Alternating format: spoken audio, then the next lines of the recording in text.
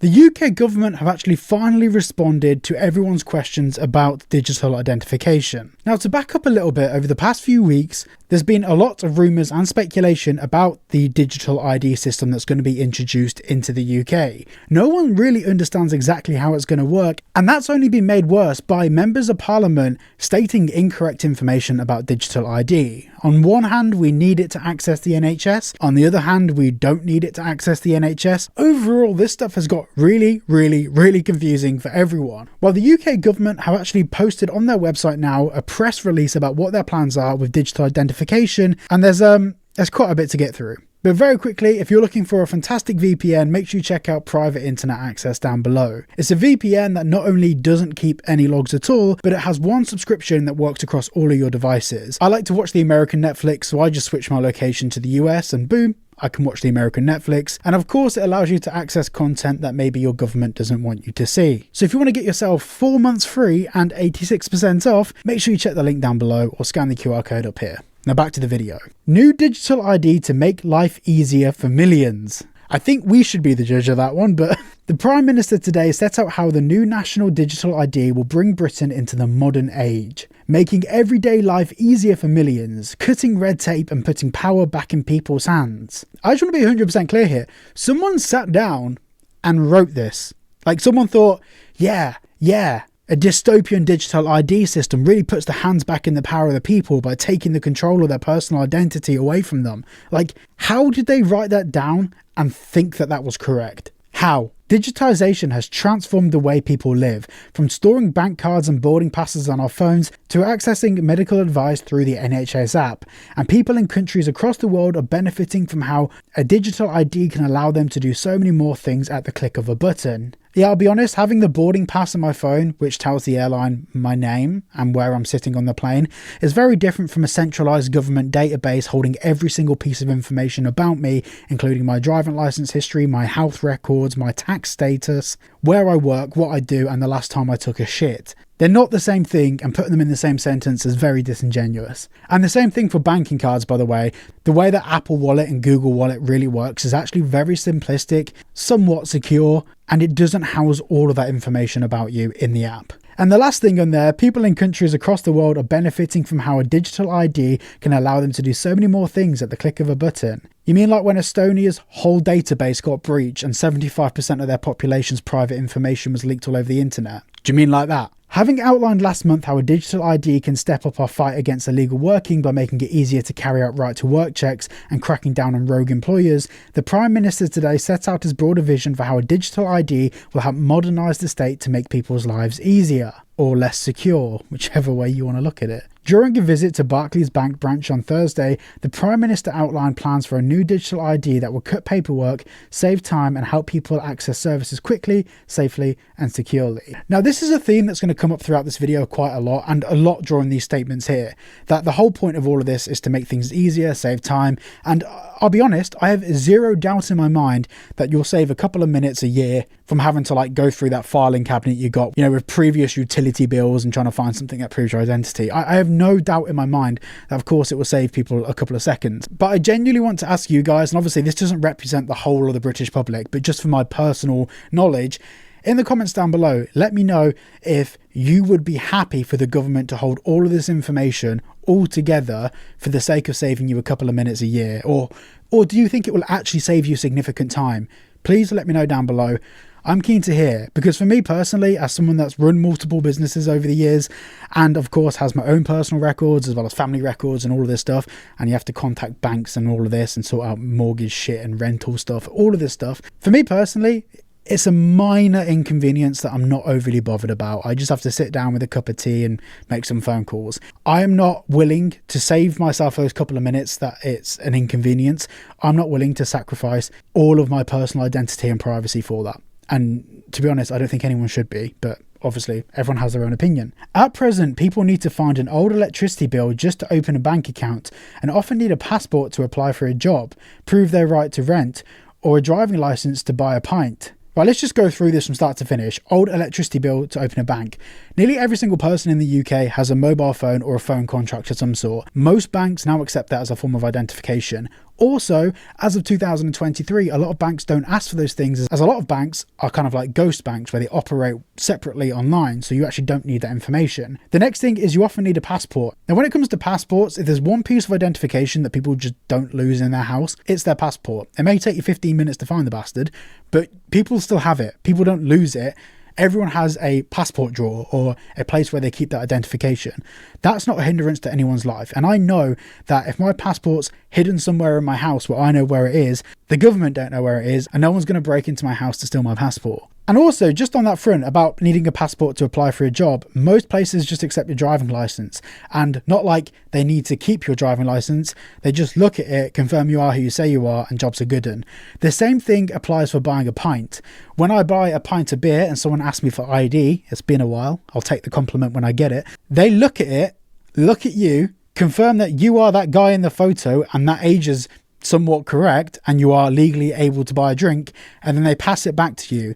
They don't keep it, scan it, store it, host it, and it's not in a database full of millions of other driving licenses that people could want to hack. So that is a completely null and void point. The Prime Minister believes that this is no longer good enough in a modern economy and that the new digital ID will remove these barriers. They're not barriers. No one's complaining about any of the things that you're saying are the big issues. No one's kicking off about it. Every British citizen and legal resident will be entitled to a digital ID free of charge. Free of charge? So the 1 to 2 billion expected cost for introducing digital ID and the £100 million a year it's going to cost to run it isn't coming out of our taxes. You're not paying for that with our tax money. If you're saying it's free of charge, please explain where the money's coming from, because I'm pretty sure we pay taxes and our taxes are paying for this, so it's not free of charge. Prime Minister Keir Starmer said digitisation has already transformed so many parts of our lives, from how we shop, travel and bank. Yes, it has, but with moderation. Many of you guys watching this are fine to have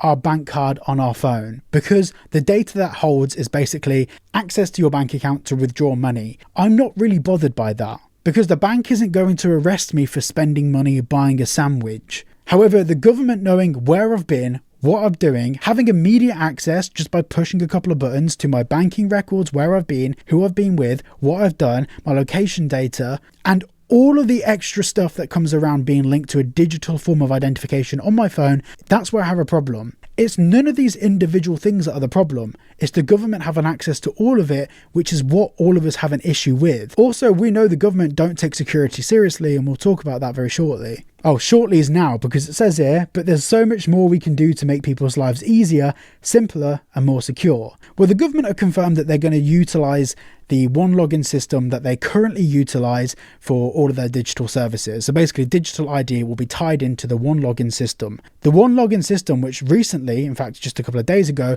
got outed as being actually developed outside of the UK by Romania, whilst the UK government were telling all of us that it was developed in-house in the UK. The scandalously insecure nature of the one login procedure. And I'm writing, I should tell the House, I'm writing to the National Audit Office to ask them to investigate it, because apart from the strategic weakness of having a single login, the government's handling of this has been a disaster. As early as 2022, the Information Assurance team responsible for ensuring the security of the system raised concerns that the system was being developed on unsecure workstations by contractors without the security clearance in Romania. When they ran a red team operation to try and see how secure it was, they broke into the system easily, would have been able to put malware in them, and they weren't even detected by the people running the system.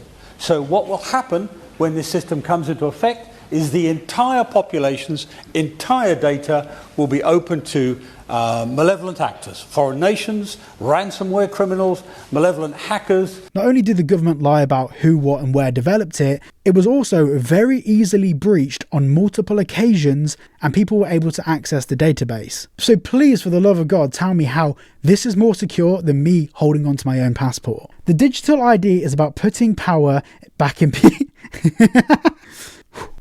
The digital ID is about putting power back into people's hands, cutting the faff out of rummaging through drawers for documents and pointless bureaucracy we've accepted for too long, whilst bringing Britain into the modern age. Why are they trying to sound like there's some sort of resistance? Why are they trying to be like, yeah, resist paperwork? No one's that bothered. No one's had to rummage for days on end through all of their paperwork. If I need a copy of my utility bill, all I do is just go to my phone provider's website and download it, or go to my internet provider's website and download it, go to my water provider's website and download it. These aren't complicated things. No one has a problem with them. This can be a boarding pass to getting on in life, helping people get a bank account, apply for a job, or access childcare. Countries across the world are reaping the benefits of digital IDs. The British public should be able to as well. But they're not reaping the benefits. I know people in other countries that have digital identification, like for example, some people in Estonia do like it, but they're the same sort of people that kind of use the same password for everything and don't really care anyway too much about the privacy.